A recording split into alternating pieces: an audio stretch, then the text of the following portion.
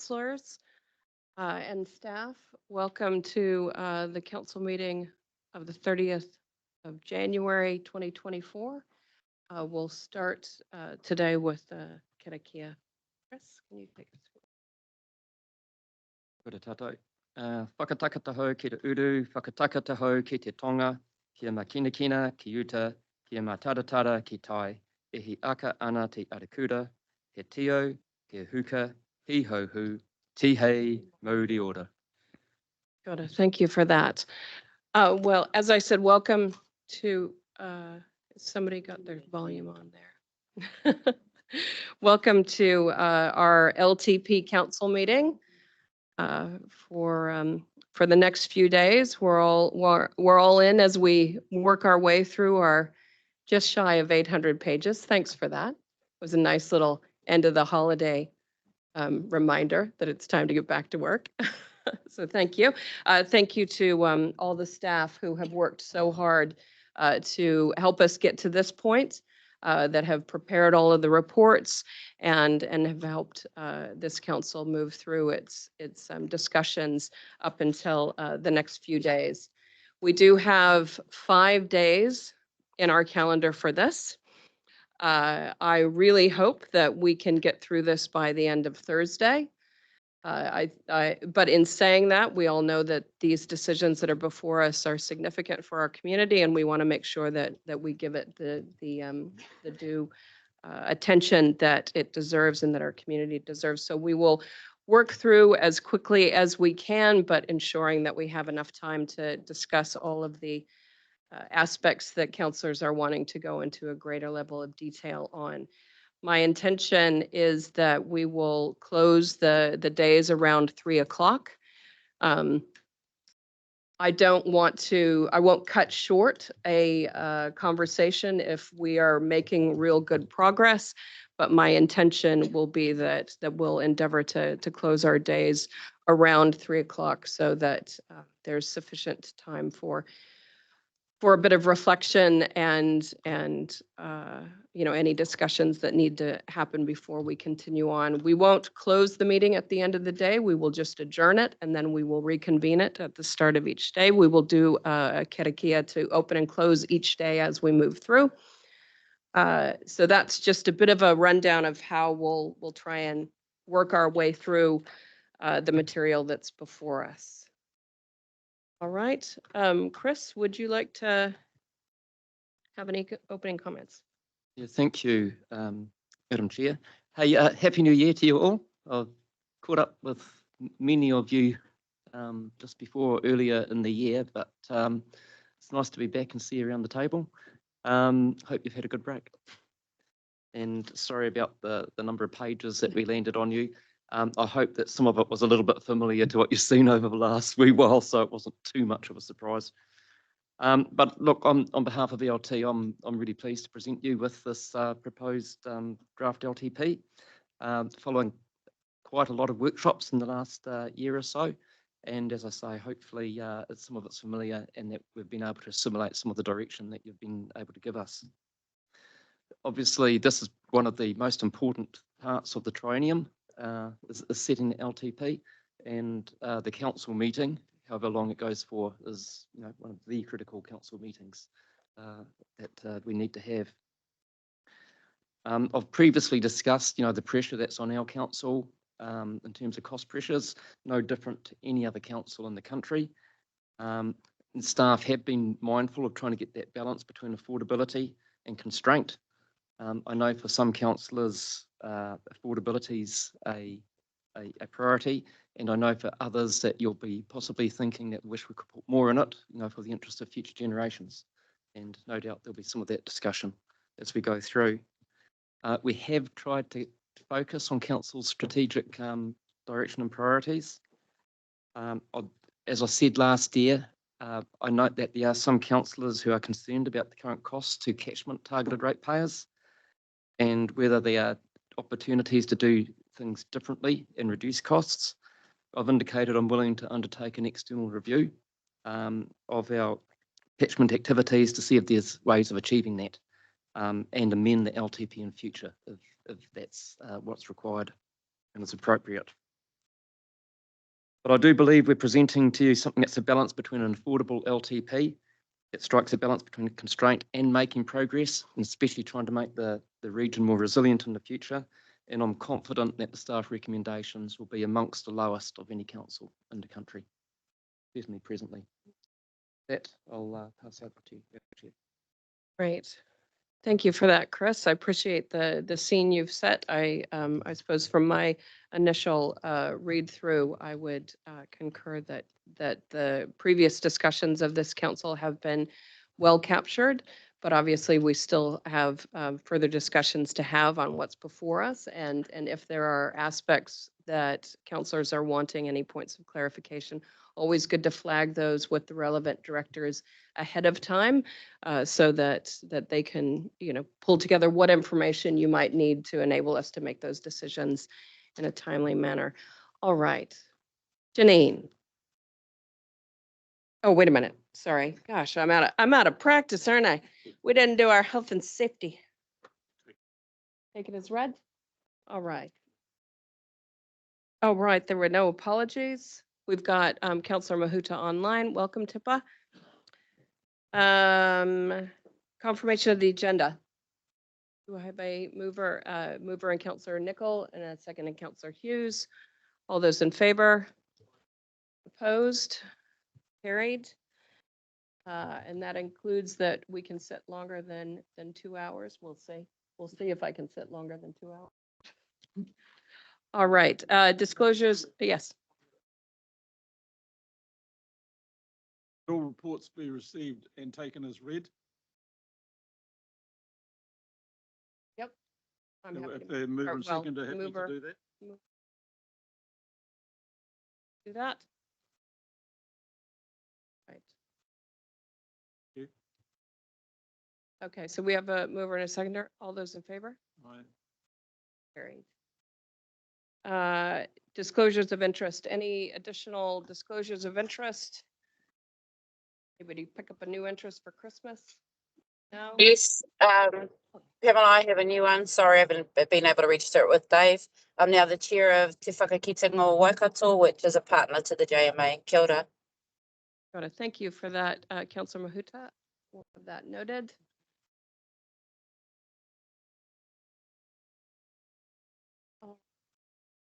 Okay, so now we're on item 7. Is that where we're going to start, Janine? Or do you want to start us with the report? How do you want to?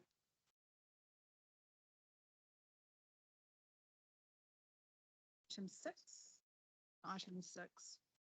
which is the substantive report. Right. Sorry, we're missing number 6 on my run sheet. Apologies for that.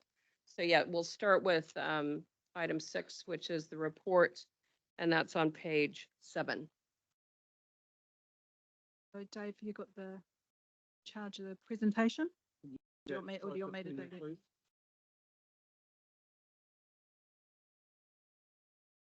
Excuse me, Madam Chair.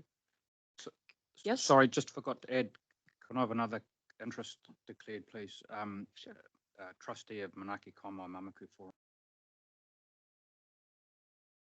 I trust you'll note that. Okay. Right. Thank you for that, Councillor Niban. All right. Just wait. Oh, okay. Work out, Dave, whether it's easier for you to do it or me. Okay.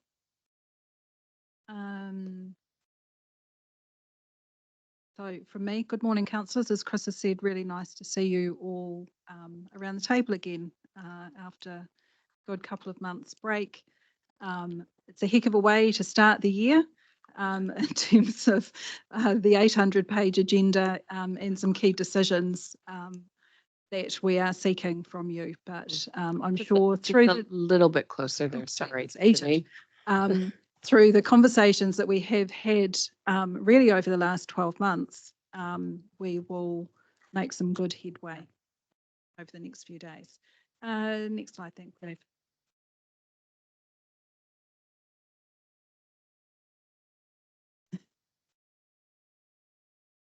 So I really just wanted a very quick recap of the LTP journey that Council has been under, in understanding the work that has been undertaken to get us to the position that we are in today.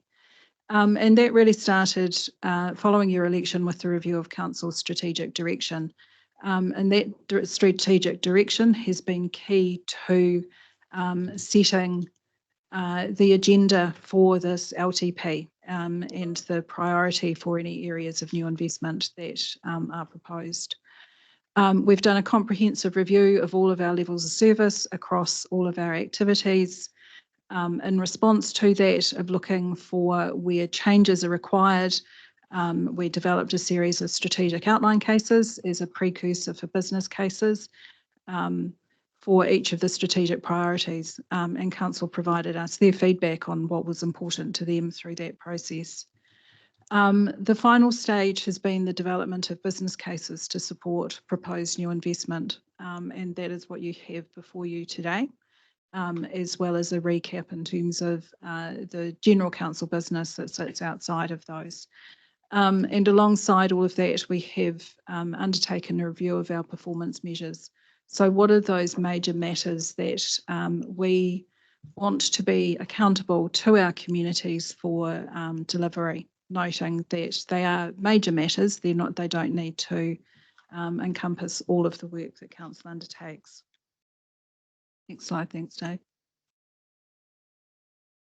The work that we've done in developing this LTP has been undertaken against a backdrop of high inflation.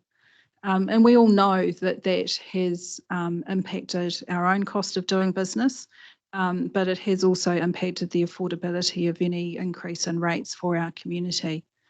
So with that in mind, as we've been working through the budget setting process, we have found savings in the order of about $2 million from our baseline budget. But even with that $2 million of savings banked, the estimated net increase in rates that's required to respond to those external factors of inflation, depreciation and interest is about 5.7%. That 5.7 does include costs to deliver some new or improved core information systems, namely Iris NextGen and the upgrade to Council's information system. Next slide.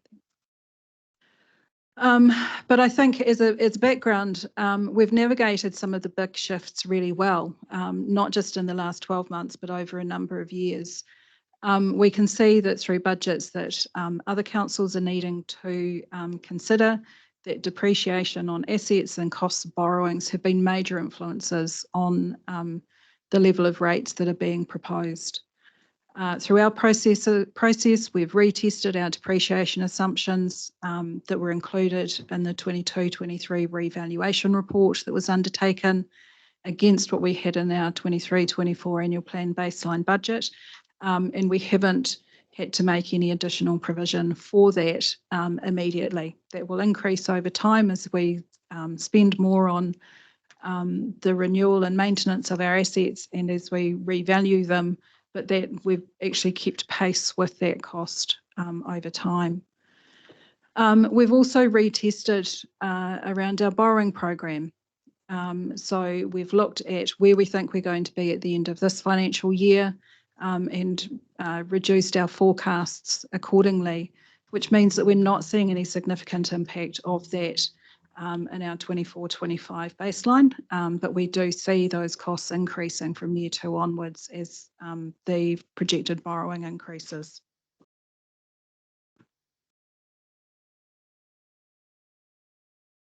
And while the forecast return from Council's investment fund is projected to reduce, that's offset by an increase in interest income on working funds managed.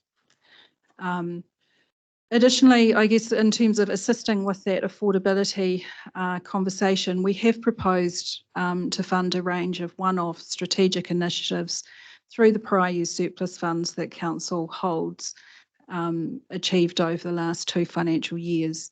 That means that we're able to progress those initiatives while not impacting rates for the short term of those projects.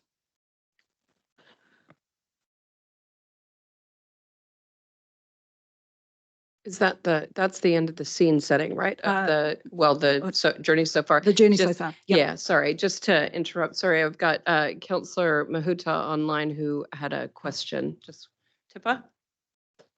Oh, kia ora. Thank you, Janine, for the context. I just want to go back one step to Chris.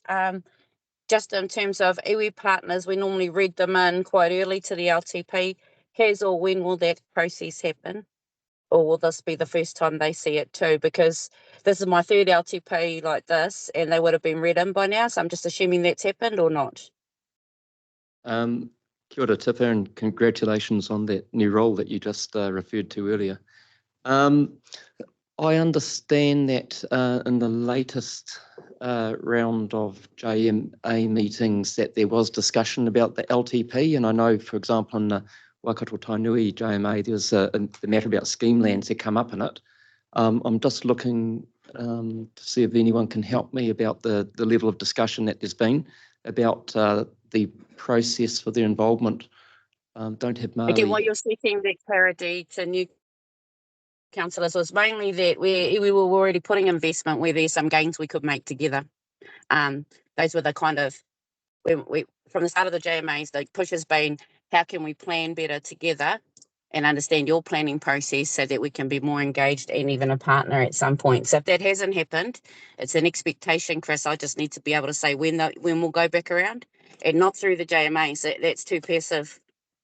So again, I'm leaning into the other councillors who've been on with me a while, but I'll need to explain this and I'll just need some words from you. Thank you. Kia ora, Tipper. Next slide, thanks, Dave. Sorry, we can skip over that one. And just, yeah. Oh, thank you. So overall, the budget that staff have presented results in those shifts in rates revenue, which are set out in your report. Just noting that the higher increase in 25-26 does reflect the recommendation that's included in the agenda to move to a regional rating model for public transport services. So that number is higher than what you saw in December when we sort of gave you a preliminary view of these numbers. But it's expected that offsetting the increase in our rates that is shown there, we would see a reduction in the rates charged by the district councils for those services. So from a ratepayer perspective, that should be technically neutral. Did you have a question on that, Noel, or are you wanting to wait? Yeah, that graph that's up there. And I've always had a problem with this in whichever LTP I've been involved with. The issue for me, particularly with targeted rates, we've got some massive increases in percentages in targeted rates. I would like to see a further graph in our consultation document that reflects the range of percentage increases, because if a landowner looked at that and said 7.3%, well, that's about inflation. That's everybody's talking about that, but some of them are going into hundreds of percent, and that will ring the alarm bells for some and make people look at what may impact on them. So I think to have something in there that reflects the range of target rate increases would be more reflective of the true situation. And some of those large percentages actually are skewed because if it's $10 and then it goes to $40, not a lot of money, but it's a huge increase. So there's pros and cons, but I make the point early. Thank you. Thank you. And as part of our consultation document, we do have to provide sample property rating impacts. So that will pick up some of those differences through there. I think we can expect, hopefully, Greg, to see some feedback around some of the increases that have been shown in the agenda around drainage rates in particular, and how they can probably be mitigated to some extent through the use of reserves that those drainage areas hold as well. But it is the challenge in terms of talking averages and medians. We have no average or median ratepayer who will end up with exactly this rating impact. But from a council-wide view, this is where we're sitting. I appreciate that, but my request still stands is to have a separate table showing the range of increases rather than just relying on those property. Thank you. Stu, sorry, Councillor Niwan. So just want to flesh that one out a little bit. Typically, in the past, when we've had particularly big increases, we've actually ensured we've engaged with those affected ratepayers directly. To me, that's a much more logical way to deal with it than just telling the world that there's going to be some really high percentages in places, noting your comment that it's all about relative, and dollars involved. So I just don't want to just chuck a blimmin' statement in there, no, and when the majority will potentially take it out of context. It's more about ensuring that those affected know what's coming. Have been actively communicated with. Yeah, Have the and given the opportunity to opportunity to submit. provide feedback. That's right. Probably a great segue, though, to the next couple of slides, which will be new information for councillors, but just converting those, the 24-25 budget impact anyway into some regional rating impacts at an averaged level. So next slide, thanks, Dave. So this graph shows the distribution of rates, proposed rates increases based on the budget as it is presented to you. So for an estimated 83% of current ratepayers, the proposed budget results in an increase in rates of less than $50 per annum. And then if we just flip to the next slide, thanks, Dave. And so this shows across the territorial authority areas the median increase for ratepayers in that district or city. So median being half of people will pay more and half will pay less. And this starts to show potentially where different targeted rates are impacting in key shifts like such as that. But just to give you a sense for impact to ratepayers, this is the distribution from the budget that we have in front of us.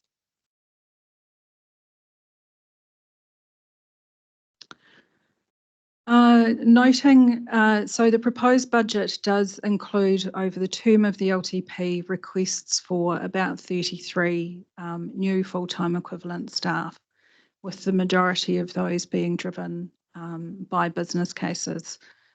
So this table here just tries to summarise the information that's provided later in the agenda in terms of where in the organisation those new roles are occurring.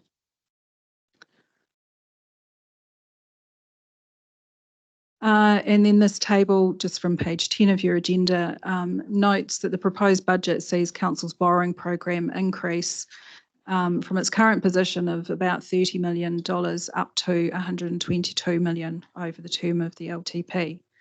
Now, it's noted that one of the key determinants to this borrowing program is the proposed capital works program for flood protection and drainage. So the actual borrowing program will be contingent on the delivery of that full program of works, which is why every annual plan we go and check in again in terms of how far through we are, what our actual borrowing position is to be able to take a course correction if needed. But we also have new borrowing assumed for the Iris Next Gen project and the purchase of new rolling stock for the Te Huia rail service. I've noted in the report that in light of this projected growth in the borrowing program, it is probably timely for Council to reconsider its position in terms of the achievement of a formal credit rating to give us an reduced borrowing rates through the local government funding agency. So that will be a matter that we can pick up and progress further with the Finance and Services Committee.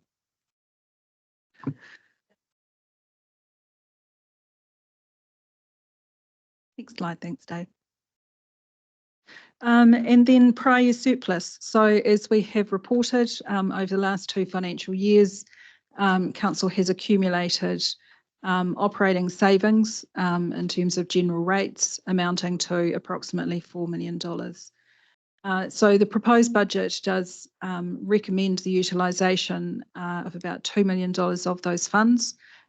Two business cases where expenditure is short-term in nature, and the work clearly aligns with organisational priorities and council's strategic direction. So those business cases are set out there. In addition to that, 250,000 is recommended to be provided to further progress the public transport business improvement review. But after those distributions are made from the surplus, there is still just under $2 million of those funds that remains available for the consideration of council. And so that's just something that you might want to have in the back of your minds as we're working through these budgets. Next slide, thanks, Dave. I did want to take a little bit of a diversion from here, and it's as set out on the report on page 11 to our financial strategy. I think this is an important scene setter for the way that we manage our finances in the organisation, and so I think appropriate that we take this topic early. It is one that council hasn't workshopped to date. Hopefully the strategy is reflective of all of the conversations that have been held though, and the key drivers behind the budget. So the financial strategy, the report on the financial strategy itself is on page 168 of your agenda, but it's referenced in page 11 of the agenda in the main report as well. So as noted, the purpose of the strategy is to facilitate prudent financial management by acting as a guide to consider proposals for funding and expenditure. It is also one of those documents that will form the basis of consultation on the long-term plan around the parameters that are set within the strategy. There are particular financial parameters which are required to be articulated, which is around limits on rates revenue increases, and borrowing. So those are all set out there. And we report on compliance with those limits through our financial prudence regulations, which are also included as an appendix to the main budget report. And so the strategy has been updated from 2021 to reflect the key issues and challenges that council needs to navigate through this long-term plan.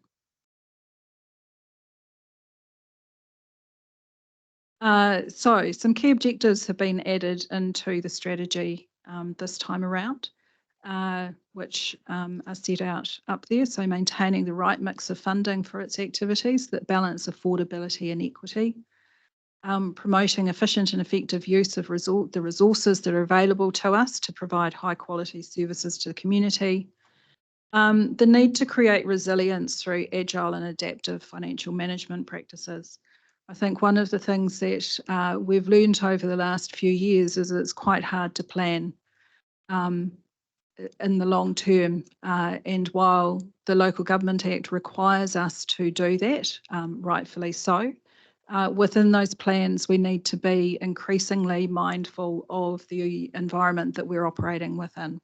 And we need to be able to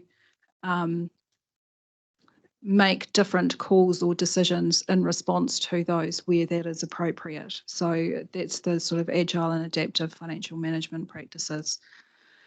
We need to be making investments based on options analysis, which considers the whole of life costs of those investments, as well as the needs of both current and future generations. The Local Government Act requires us to maintain a balanced budget, except where it's financially prudent not to do so. So the key themes that are highlighted, rates affordability, which is always a really challenging one to measure or have a view on, but there's some more, I guess, statistics in terms of what that might mean. Providing for asset resilience and recovery, which is a clear link into our infrastructure strategy, and then diversifying to manage financial risks, particularly around our investment fund and the like. So in terms of the limits that are required to be set by the strategy, what has been proposed is total rates revenue will comprise up to 75% of the council's total annual revenue requirements.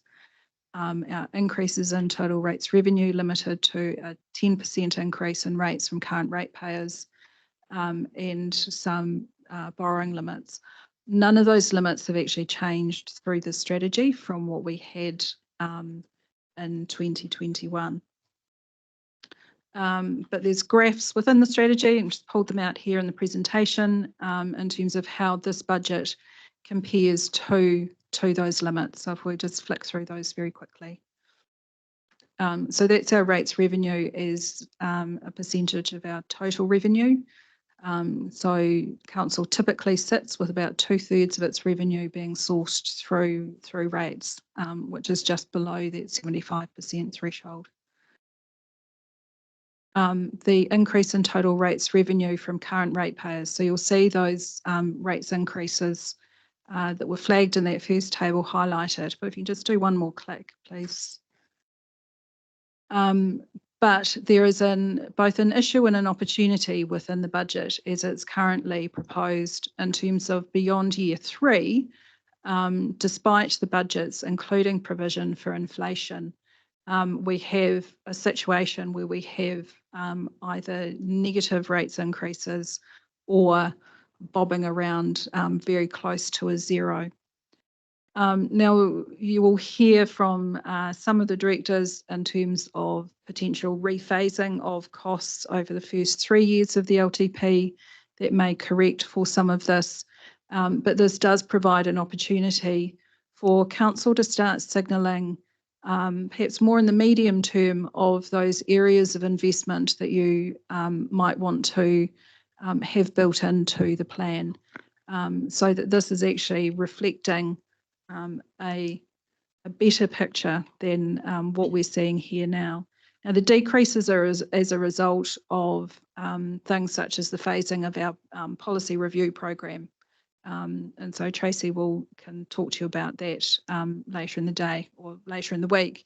But like I say, an issue and an opportunity for us in terms of those outer years, that those rate increases should at least reflect inflation pressures that are coming through and continue to impact or be reflected in our budgets over those periods. Councillor Kneebone, did you have a question? Thanks, Chair. Janine, the 10%, when did we set that? Which council set that one? Because it was higher going back further, wasn't it? It's sat at about that for quite some time.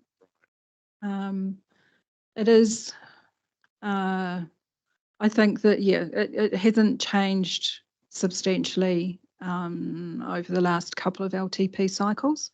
And I think that has been in recognition of the areas where activity of council is increasing are those areas that are wholly funded by rates revenue.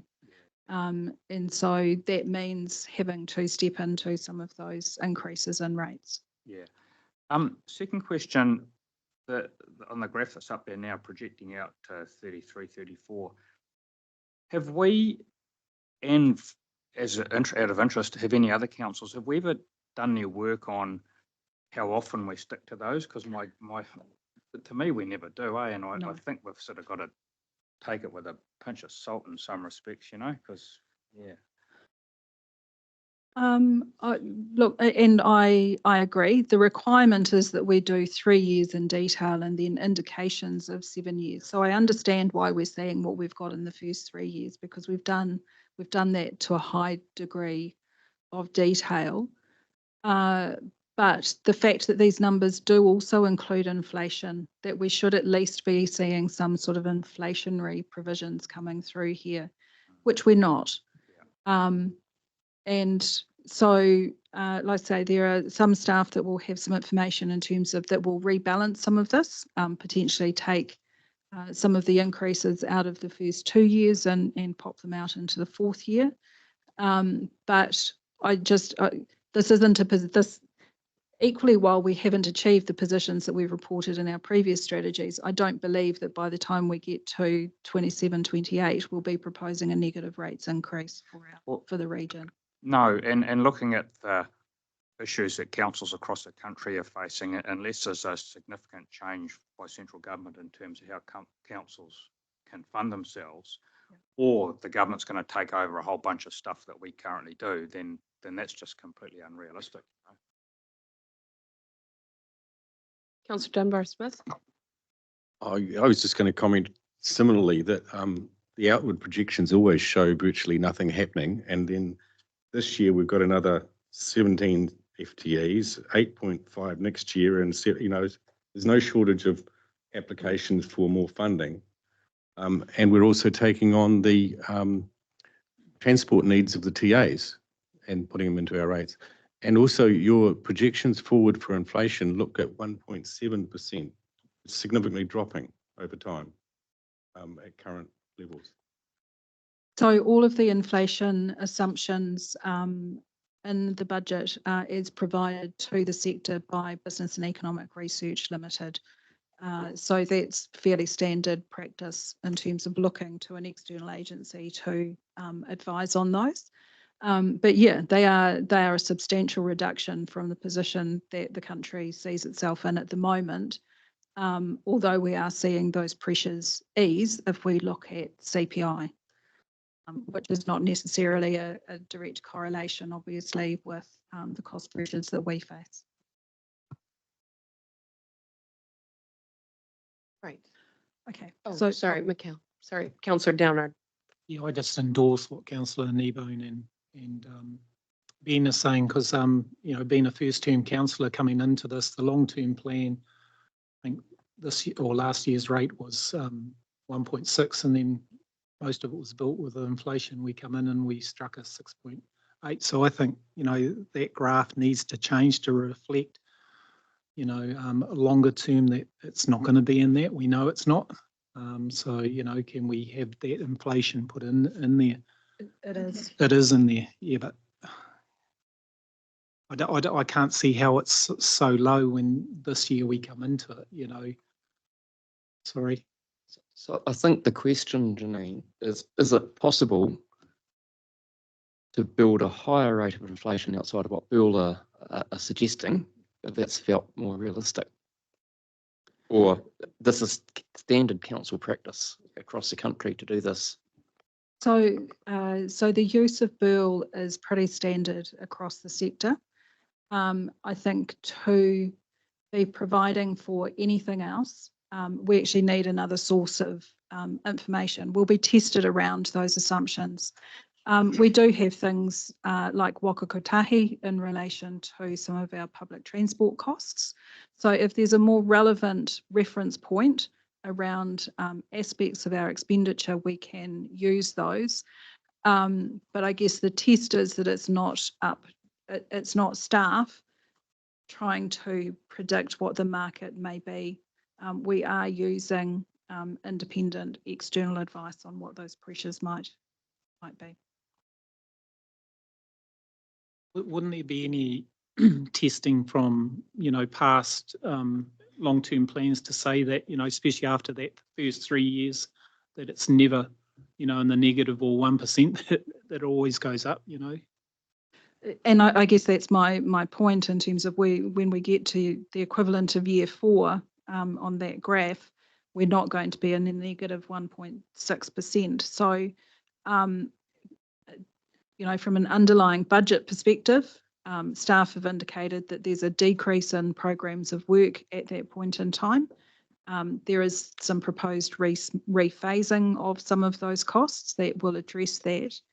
But given from what we know now and what staff have put up, this is the result. That signals that if council is interested in framing additional investment, you have the headroom to be able to do that over those latter 7 years of the plan. Now, that doesn't mean that plan gets implemented, but it is sending a signal through the long-term plan around what you think is important in the long term. So, so you're saying that some of the business cases that are before us will result in either additional information or additional direction for future councils that would trigger investment, but you can't preempt those decisions now, right? This is much like a couple of the business cases that are before us are carrying on from previous business cases in the same area. So it's saying that that initial study, that initial investigation, consultation, whatever, it signals that we need to invest further later on. That's Correct, but this council can't commit the next council who will be having these same conversations in 3 years' time. But it is a signal both to, I guess importantly, it's a signal to the community through our consultation process around where council's priorities lie in the long term, rather than just the first 3 years, which we've sort of got mapped out quite clearly at the moment. So. great. Councillor Nicol. Thanks. What I take when this is in the document that the public looks at is that there's a paragraph with it to give some of the but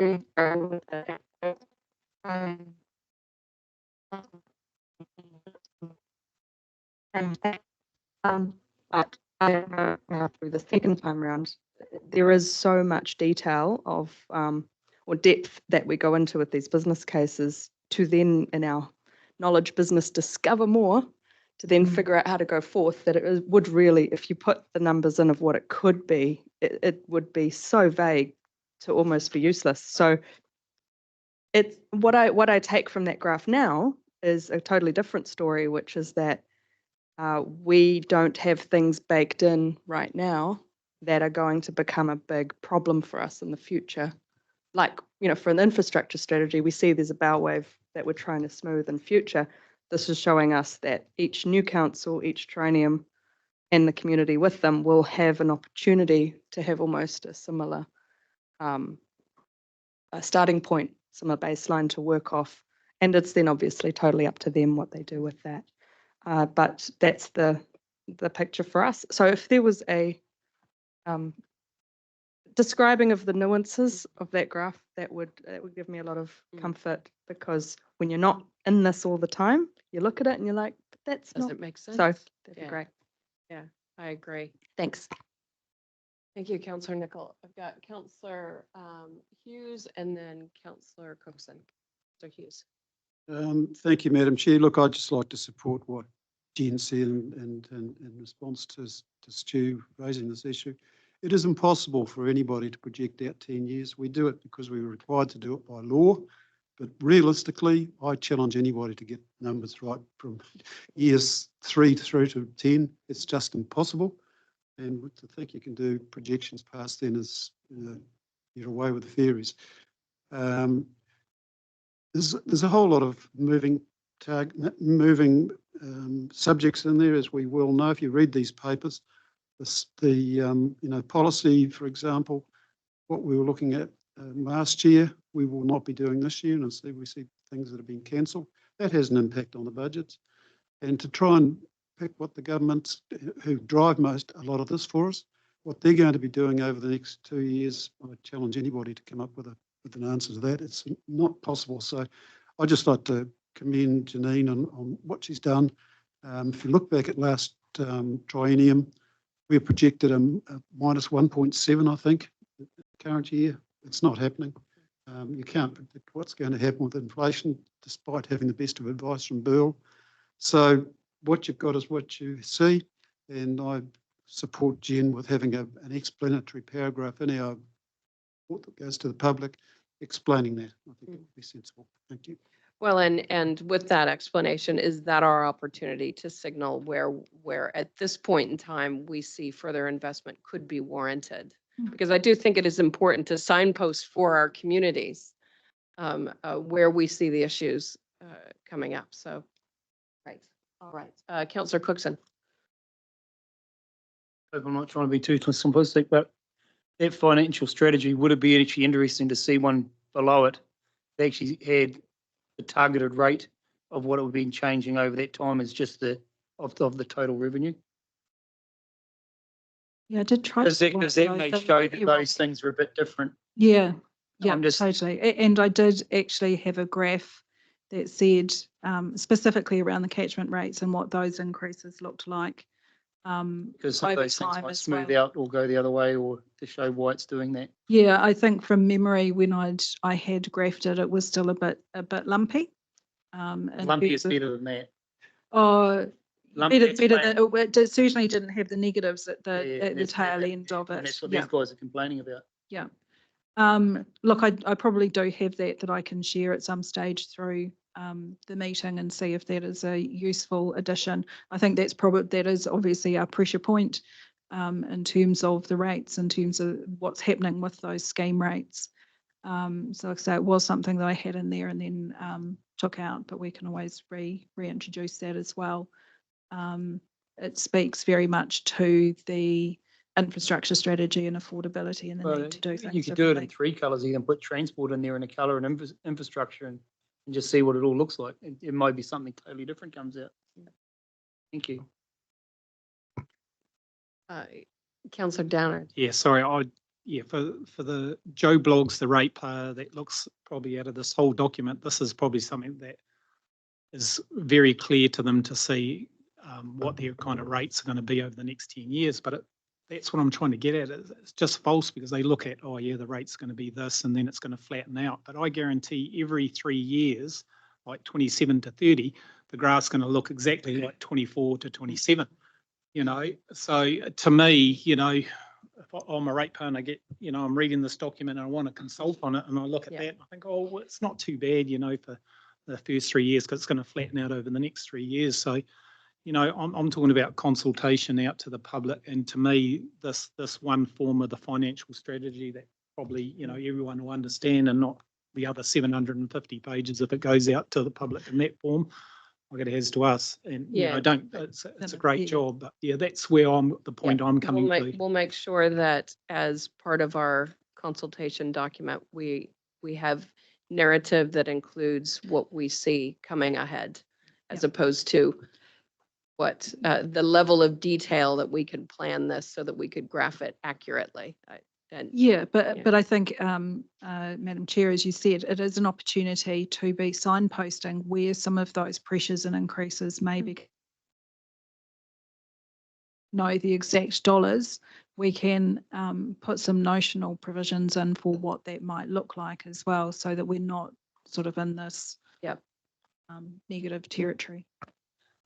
I think if you look at that graph and just a bit of focus on the negative, but a couple of the bumps that are out there probably reflect some of the transport program, the likes of Tahuia, rolling stock in there, which of course you've got to try and make a projection for now, not knowing if it's, you know, there's a lot of factors, as Councillor Hughes said, that decisions that central government makes that can help determine that outcome. The other comment I make is that, and I think it's something that Councillor Smith might have said earlier, there's the borrowing program and the catchment rates probably has an impact much further out. And this is only a 10-year window, which is, you know, it's something that we're going to have another close look at over the next year or so, just to make sure that we understand exactly what the impact of that would be, notwithstanding there's an infrastructure strategy review, which is going to be addressed at the same time. Councillor Smith. Thank you. Notwithstanding the discussion that's already gone on, because it's taken a while to get here. But when you look at 30 million now and 122 million borrowings in 10 years' time, and then look at this graph, people will look at it if they've got any sense and say, there's something going on here that doesn't stack up. So it's going to be the narrative. And the other issue is if the council adopts the infrastructure strategy, that will also challenge landowners significantly as to whether we continue to pump water away from the land so that they can continue to produce. And that therefore is a wider discussion for the whole community. If they want food to be produced on land, should the landowners only be the ones paying those targeted rates, or should it be a community response? So that's going to be my challenge throughout the next few days to the rest of my colleagues. But graphs can tell a story and it can also confuse. So I think we can acknowledge and move on, perhaps. Thank you. Councillor Nicol? Yeah, really brief, and it was just something Mike triggered in me, is a narrative to include, say, the last 10 years of what the annual rates rise was, and even in a range, just in one sentence, will probably really help someone to see that if they want to plan for the future and what it's likely to be. This council has a general trend of being between 4 and 8 or something, then that will really help them know where that future might be if it's not there, well, having the other narrative with it. Thank you. Councillor Strange? Yeah, thank you. Just briefly, yeah, Janine, can you just help me understand that bump in 25, 26 when we do move to a regional rate for PT? That graph carries on that regional rate for PT? Yeah. So what we see is we, I guess, get the step change in terms of that transfer from what for us at the moment is fees and charges. So we bill the territorial authority to that transitioning onto our rates bill. Once it's in our rates bill, it doesn't continue to increase unless services increase. I guess the disclosure that we all understand around that increase is the availability of waka kotahi funding. And so the percentages that we have assumed in there at the moment are approval of the whole low cost, low risk program, which is probably unlikely to be what ends up being approved. So reality might look slightly different to what we've got up there anyway by the time we get to the final LTP. And just the next question would be, over that 10 years, is Te Huia in there at the 75% for the 3 years and then beyond that at 50%?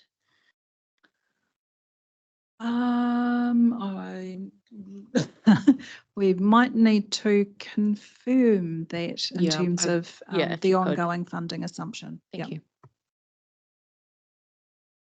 All right, carry on. Great. So one more slide on the financial strategy.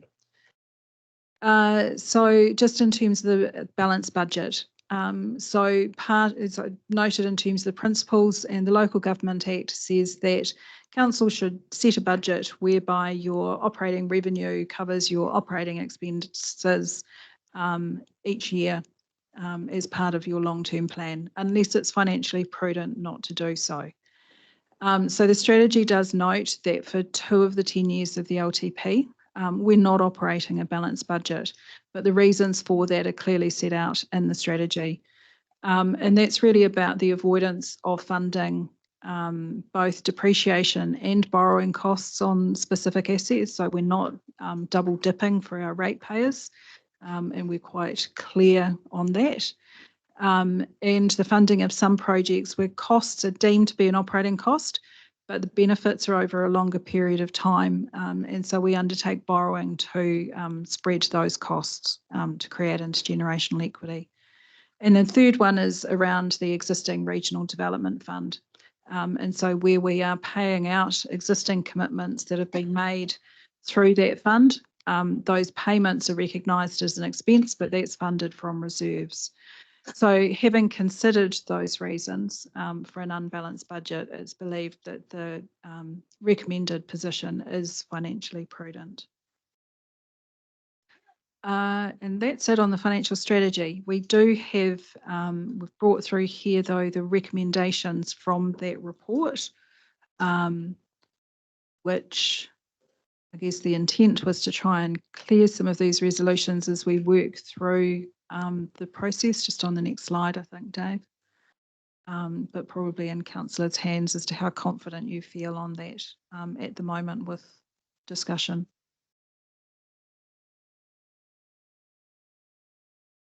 The strategy will obviously be updated to reflect the impact of any decisions that you make this week.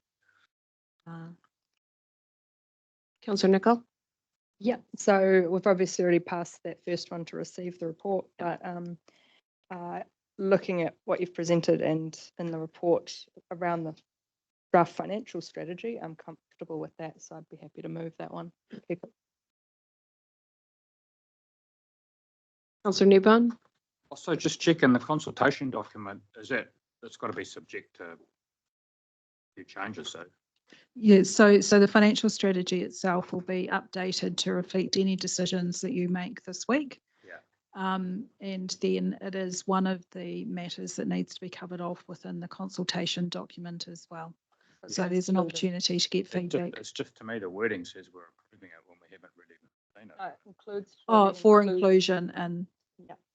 So we're saying you can include it in the consultation document, which will come back. So to it us just says another it for decision. inclusion in the Yeah. draft long-term plan and consultation document. So a quick question would be, when is that due to us, the consultation document? Is that like a month away or? End of February. Thank you. Yes. Madam Chair, it's too early to start approving anything like this. Just looking just looking here or here. Sorry, I didn't Comment. Councillor Smith's comment. Through you, Madam Chair, I'm just checking the intent of the resolution. Is that a financial strategy is included in the consultation document? We are asking the current financial strategy to be included in, because I think that's where the questions are. They want to see what the change, if there's any changes, what they are before they pass it. Okay, so we can pick it up at the end. I guess the intent is the noting that the strategy will need to be updated to reflect the decisions that you make. But outside of that, Yeah, then we would need to change the wording, I think, to note that. Okay, let's include that. Well, in the either wording. we can include it in this motion, or we just or leave we it. and just we'll leave pick it up. lie on the table, and then We'll pick it up at the end. At the end, noting I won't have an updated strategy for you to represent at the end of it. Yep. No, but this, I understand this recommendation is simply saying that it's for inclusion, but the idea that noting changes from this meeting would have been good text to include so that it's very crystal clear. Right. But I'm happy to wait until later. People more comfortable.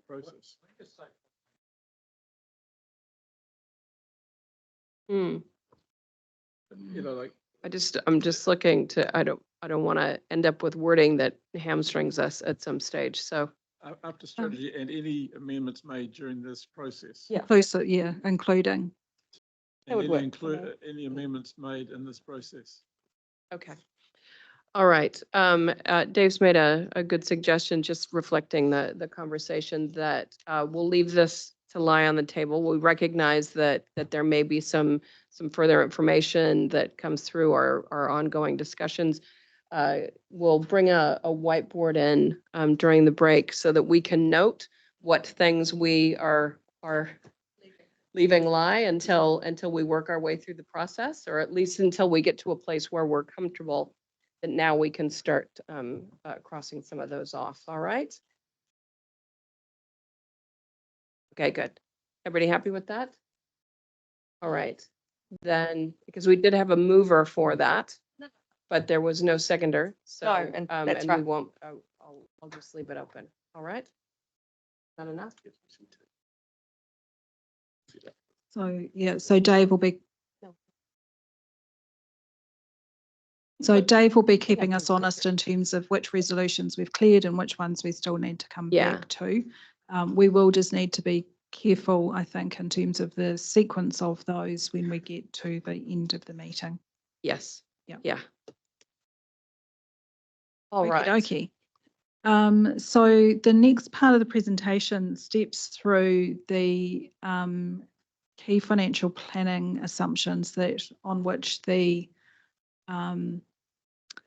budget is based, noting the resolutions earlier in terms of receiving the reports and taking them as read. I'm happy to go as fast or as slow on these topics as councillors would like. Probably just noting the topic, and if there's any questions on it for clarification, then happy to take questions rather than pondering on them for too long. So we have noted up there to start with regional growth from new properties, which is really just used to calculate the impact to existing ratepayers. We have our salary assumptions and included in there are assumptions around how we provide for new roles that have been requested, as well as noting the provision that is made within the budgets for staff training.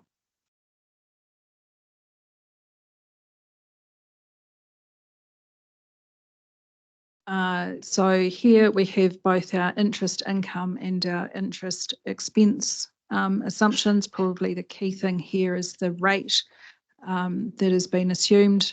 Those rates are, we take advice, external advice on those from PwC, who are our Treasury advisors, of looking at that long-term projected both interest income and interest expense rate. In terms of insurance, we have recognised the degree of shift that we had seen in the current renewal year into 24-25 in terms of the budget, so that's included. This is really just calling out, I guess, the need for council to consider moving to being a slightly more strategic procurer of insurance, so exactly what assets do we insure, and where might self-insurance be able to be used more broadly as well. Next slide. Equalisation of capital values. So this is a process that we work through, recognising that our territorial authorities don't all revalue on the same cycle. And so we undertake an equalisation process to try and project, if everyone had revalued this year, what would the valuation movements have been? We have 3 councils this year that are revaluing. So Thames Coromandel District Council, Waikato and Rotorua District Councils. Because we don't have their revaluation outcomes yet and they are delayed, we will probably see them just in time for the final budget setting. We have also got projected values for those councils as well. So the table on the next page gives you the estimated movement in values and then the percentage of the regional capital value that each of those territorial authority represents. Now, the significance of that is that that percentage of regional capital value is the share of the general rate and the biosecurity rate that will be paid by ratepayers within those council areas. So it's used to calculate that. That is it in terms of financial planning assumptions. Dave, the next slide, I think, is around the non-financial assumptions, just noting that those have previously been workshopped with council. And feedback from that workshop has been incorporated. With the executive team, we have done a final review of those just at the beginning of this year to confirm them. Probably one of the key changes from that process was to remove the assumption that had been in there relating to Treaty of Waitangi settlements. The uncertainty was particularly around Crown support for that settlement process and funding available to both iwi and council to implement those co-management agreements. That we've got a good track record of that occurring, and so it has been deemed that that risk has been mitigated. A couple of other points there noted in terms of the uncertainty level with legislative change and central government priorities has increased from medium to high, and the increase in the uncertainty level with the Waikato Regional Council policy and plan changes from low to medium, which follows on from, I guess, that legislative change risk. But that's all of those. And so on the next slide, we have got just the recommendations in terms of approving those financial planning assumptions, the planning assumptions, both financial and non-financial, as set out in the report and the appendices to the report. Now, this is something I do believe we can do now. that agreed? Yes? Do I have a Hi. mover for that? I had a couple of questions on the non-financial planning assumptions, but I agree with what you just said. Go ahead and ask questions. Yeah, thanks. Sorry, a couple. I'll just cancel some of my questions because I can see people would probably like to go. In the one around declining natural capital, we mentioned that. Can you there- point us to a? Yep, this is page? agenda page 150.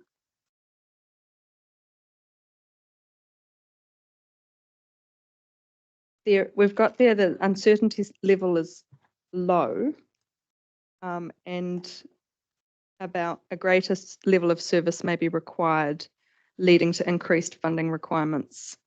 And this is around, it's around the fact that our reputation and our performance in protecting the environment is often questioned. And so I was just wondering, how come we haven't seen more compliance monitoring capacity come through when it's so clear in this one that we are describing it as such? That it obviously does need a step up as effectively. I'm not sure who wanted to answer that, but Can we maybe put that on the board when Yep. we get it, and we can pick it up through the resource use group of activities? Yep, that's fine. In terms of the level of resourcing in there. That sounds good. And then the other one was around page 154, which is economic change. And I was just wondering around, because I remember in a previous training, a councillor had mentioned it, and it is in quite a few discussions.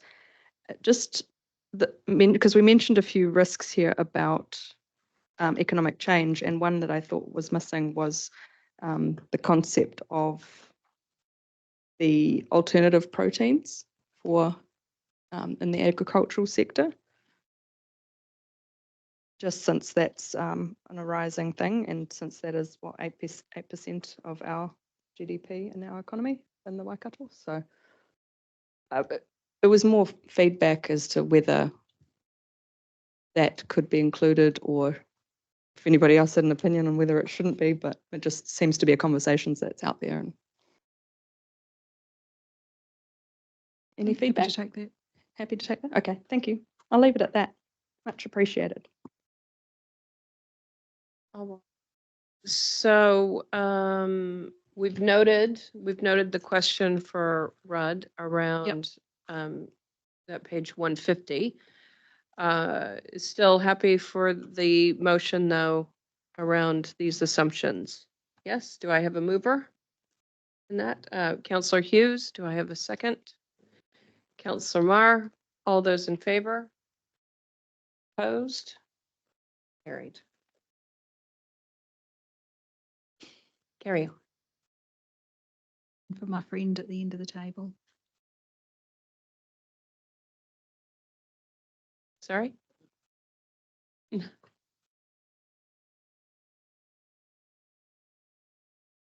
Yes. Carried. Okay, so page 29 of the agenda around our investment fund and investment income. So council's had a couple of workshops on this topic with your new strategic investment advisor. And based on that and the revised basis for the budget, the following changes have been made. So we have assumed an increase in the allocation to growth assets from the current 40% up to 60%. It was an amount available for distribution that had a 75% level of certainty. So that was the trade-off, I guess, the certainty versus the increased risk profile. The assumptions that Macau have come back with in terms of inflation, so they have provided for annual inflation of 2.6%, so for inflation proofing the underlying capital of the fund, and a fund distribution of $1.9 million per annum in 24-25, thereafter inflation adjusted by that 2.6%. The table on the following slide, which is just out of the report, illustrates the way that that fund return would be distributed. So what you'll see in there, and probably relevant to some of the business case discussions, is all of the return from the fund is now assumed to solely be going to rate subsidy. So what is assumed in here is in line with the business case, that the Regional Development Fund is ceased, while funding for Te Waka is recommended to continue. That then shifts to being rate funded rather than being funded through investment fund returns.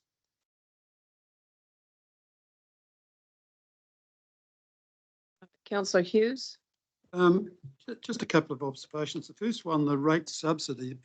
If I understand it correctly, Janine, the previous council set a minimum of $2 million, which was to be inflation adjusted annually thereafter, which I understood to be council policy at the time. Is that correct or not? It was a position that was landed, and it was in the last financial strategy in terms of the distribution as a year one of the LTP and then inflation adjusted thereafter. So the numbers that are in there reflect, in terms of from a baseline perspective, reflect that position. But this is the opportunity to reset that. Yeah. I personally don't believe we should be going in unless there's a really good reason to do so. The adjustment is not significant, but I think if a council sets policy, there should be very good reasons for changing that, and which is what's being proposed here for the quantum of the money involved and the effect on the fund. I'm suggesting that we should stick with previous council policy. So yeah, that's my observation on that particular aspect of the paper. Thank you. Councillor Smith? I think I agree with what Councillor Hughes is saying. The issue for me is that Janine just mentioned Te Waka, and I see from the graph the Regional Development Fund. It's not shown here as being funded, but from what your comments were, it appears that they're funded somewhere else. And I don't think we've actually made those decisions yet. So I'm happy for them to be taken out of here, but I want to know when we'll discuss whether we are going to support them and at what level, because I don't want sleight of hand, and I'm not suggesting there is, for us to inadvertently approve something which we later want to try and review. So to me, I'm happy with the recommendation of the 60-40. If it's an assumption at 4.9%, that's fine if that's correct, and I think we've heard that it's around about right. And the rate subsidy, we actually haven't finalised that, I believe, by a decision. So I think those sort of things need to be ticked before we actually get to this resolution. And so I'm not comfortable just to leap straight in here. Can we get clarity as we go along, which recommendations are subject to discussions that will happen later in the agenda? Because I totally agree with Councillor Smith that we don't want to pass a resolution here that then preempts the discussion later. So can we be very clear with council which parts of the recommendation that may be subject to? Yeah.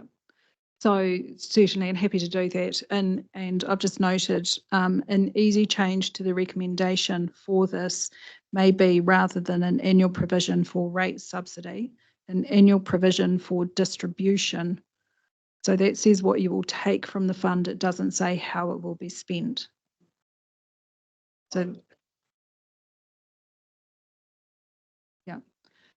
so I guess just to clarify the basis on which the budget has been prepared, it's been prepared on the preferred options from the business cases. Obviously around the Regional Development Fund and Te Waka, that is covered off by a business case with recommendations in terms of discontinue the Regional Development Fund, but continue to fund Te Waka. The continuation to fund Te Waka won't impact on the 1.9 million distribution that's actually available from the fund. But if you funded Te Waka from the investment fund, there'd be less available for rate subsidy, but it's a swings and roundabouts on that one. Right. So Janine, just for absolute clarity on the question asked, if you do go to that distribution of $1.9 million, the discussion around the funding of Te Waka and the Regional Development Fund can still be held elsewhere in the discussions in the next, during the Correct. meeting. The numbers that are presented here are based on the discussions that have been held with our strategic investment fund advisors, who had presented us with basically a distribution or spend available from the fund of $1.9 million per annum. From there, it is council's decision around how that $1.9 million is applied. I've assumed in the report that that is to rate subsidy because that is our current practice.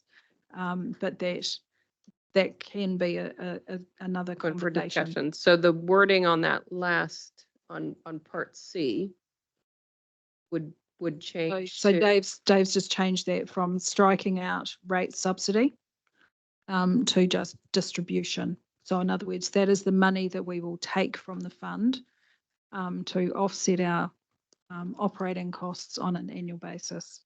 So Madam Chair, if I could just continue then on that. The issue for me is that we're on day one, about 2 hours, an hour and a half in, maybe close to 2 hours, whatever. The reality is, in my experience, this is my 6th LTP. You get to the end of the discussions, you put it up on the board and you've hit 7.5%. And we wanted to And- keep it at 6. yeah, And then and we do. we some more understand trading. that. You know, Yeah. we start getting to the real business of the day Right. at the end of the And I discussion. think we understand that, And Councillor. so- So we're but in- ensuring that the motions Can I- that can we I do finish? put forward don't preempt those further conversations. And that's my concern, is that if we pass this, we're locking ourselves in, and then we've got to pass a resolution to change it again. And so that's got to be by, I think, 75%. But we're this we're evening. not with this change, we're not. So through the chair, this is the position that has been recommended by our strategic investment fund advisors and has been workshopped with council. Appreciate it. So all of these settings were the policy position that council had through workshop, and I understand that, approved. And I And they- appreciate yeah. the advice, and at the end of the day, the decision makers, the 14 councils, have to take a position. And whether we listen to advisors or not, I've had advisors over time. I've listened to some advice. I've not listened to others and made my own decision. And I've rested on that. Council has to do the same at the end of the day. So if this does not lock us in, I'm relaxed. The end, because at the final decision is when we will juggle it all up Yep. and come up with what we want to go out with. Yep. So through the chair, I don't believe that these recommendations actually lock you in. What you are locking in is the $1.9 million distribution from the fund, which is the advice from our advisors based on those settings of a change in asset allocation and a degree of certainty around that risk that will give you a distribution of 1.9 million. There is a subsequent decision that council can take if they so wish, that is spent in a different way to the rate subsidy that I have assumed within the report. Right. And that's why we've taken That's it why we've out. taken the- That's why we've taken that the rate out. subsidy out So the and called it a council still has that distribution. option. But here we're just locking in the assumptions under the advice of our financial planners. Correct. Okay. Councillor Kneebone. So just to clarify, and I think I'm on the same page as Chris, that 1.9 is what previous LTP agreed to. So the previous LTP actually had a higher spend distribution. So because we had a 3% return and we were spending 4. So what we had previously was 1.8 of a rate subsidy plus 750 for Te Waka. So about 2.6 million across those two versus the 1.9 that we currently have. And then there was the Regional Development Fund of 680,000, which in essence was a discretionary distribution if the fund had made more return. So by going to 1.9, you're actually reducing the amount of money that you are receiving from the investment fund. Okay. So if we went back to the assumption from the previous LTP, your distribution would actually be higher. So the 750 for Te Waka, it's not mentioned, so are we going to end up, as Noel puts it, horse trading over Te Waka? No, so through the chair, the 750 is currently assumed within our budgets, but it is assumed to be funded through the general rate. Okay. So it's included in our numbers. So Which is for a targeted rate. which is a General relatively rate. substantial shift.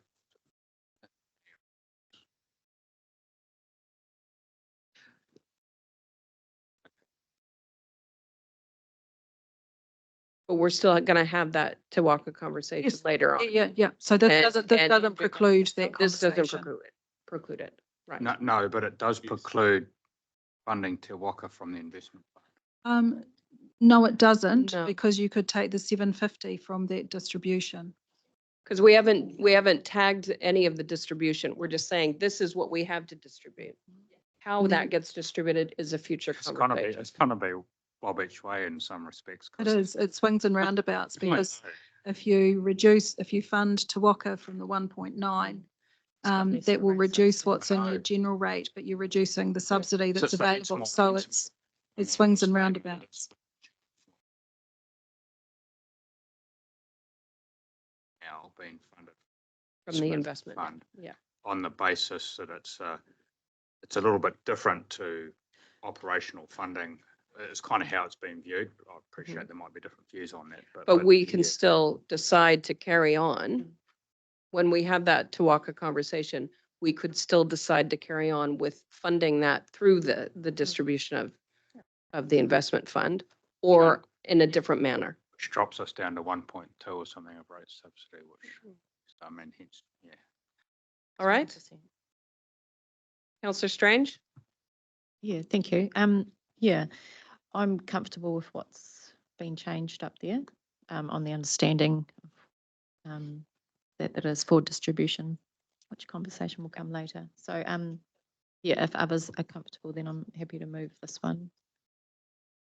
I have a quick question. So I've got, I have Councillor Dunbar Smith, Councillor Hughes, and Councillor Hodge. Councillor Dunbar Smith. Chris, can I? This may be something we've already approved, the financial planning assumptions. I just note, page 24, number 56, provision of 4.5% for budget for salary increases. And then number 58, the movement from March to September is 1.5%. Now that would be a 3% increase over a year. So I just wondered, are we locked into a 4.5% pay increase, or is it going to be subject to what is the latest indicators in March? So what we have included in the budget is a provision for 4.5% for both market and performance increases for staff. So it is not just market movement, it is actually performance recognition as well. What we then do within that budget provision is assess what the market has done by we've taken advice in September, which was bringing that earlier. We will get some advice again in March in terms of market movements, and that information will be used to determine how that funding may be distributed. It's just to clarify, there is a March update. It's not just the September. Yeah. Historically, we've only had the March salary data, which has provided a little bit challenging for us in terms of the timing of when that's available. Hence the shift to getting the September data, but September's a long way out from when we're sort of considering remuneration processes, in June. So we'd do both, just so we're getting some earlier signals for the budget setting process. Councillor Hughes? Thank you, Madam Chair. Look, I'd just like to circle back and explain. This is really the recommendations of our external advisors. Previously, the council was budgeting on spending 4% of the fund and budgeting on income of 3%. It's not sustainable. So something has to change. We'll have the discussion of how we're going to spend the money later on. But this is a recommendation from our advisors. We're paying them to give us that advice. And I think it's very good advice that they've given. Thanks for that, Councillor Hughes. Councillor Hodge. Thank you. Janine, just because Te Waka is there, I'm asking where is Mangatotari and the regional theatre? So Maunga Tautari is part of our Natural Heritage Partnerships program. So funded, I guess, as a key stakeholder within that funding. The Waikato Regional Theatre, we have a targeted rate for that that's set regionally, well, yeah, sub-regionally. So they're all included. All right. Okay, so we have a recommendation. Happy Oh, to move. sorry. Yeah, happy we to did have a mover and I'll move. Councillor Strange, Cool. a seconder and Councillor Nickel. All those in favor? Nice, people speaking up. Fabulous. Anyone opposed? Carried. All right, okay, so we're an hour and a half in. And I know people have been used to being able to get out and move around in the summer sun. So I think we will take a little break, all right? And so we will adjourn for 10 minutes and come back. We'll come back 10 past 11. Okay? Have faith.